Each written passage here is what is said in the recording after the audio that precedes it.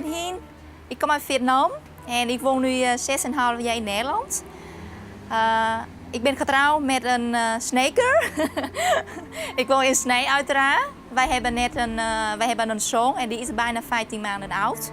Ik breng jullie nu naar binnen om een paar Vietnamese liedjes te horen.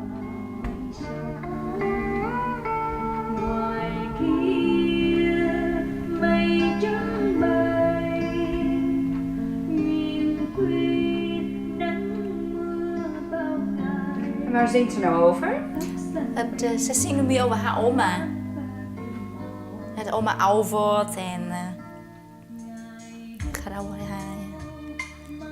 Over vroeger wat ze heeft gedaan met haar oma.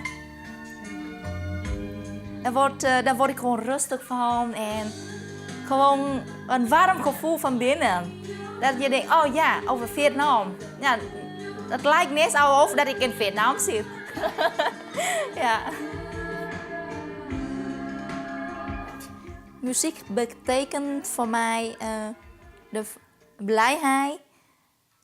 Een stukje van, daar word ik vrolijk van een stukje van heimwee. En ook van de contacten door de muziek. Bijvoorbeeld, ik laat nu gewoon Vietnamese muziek aan mijn zoontje horen, luisteren. En daardoor leer hij de taal ook. Ja, ciao. Nou, zullen we van je zingen? Mèo con ra ngoài nước, bàn chân nó vuốt vuốt, có mấy sợi đau cứt.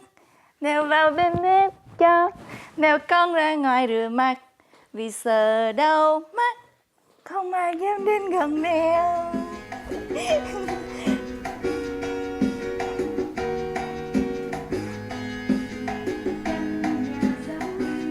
Đêm đêm trôi từng tháng năm, lớn lên cách xa cho lòng nhớ nghe xiết xa buồn. Hoa lại ngát hương sông nhà tôi đầy ánh trăng. Sao ơi vũ cao cho hồn theo gió lao sao. Als ik alleen maar Vietnamese muziek hoort of luister, dan word ik al blij. Ik hou van gewoon lekker rustige muziek. Vooral Vietnamese muziek. En met vooral woorden dat er heel veel betekent. Heel veel liefde in dat liedje betekent, zeg maar.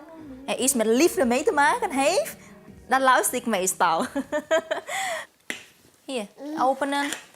Openen. 1, 2, 3. Dat is 1, 2, 3. Op staat. Mop. Toen ik hier net kwam, had ik heel veel heimwee. Maar nu heb ik wel heel veel minder. En sinds dat mijn zoon werd geboren, wordt nog minder. Omdat ik helemaal gelukkig en blij van word door mijn zoon.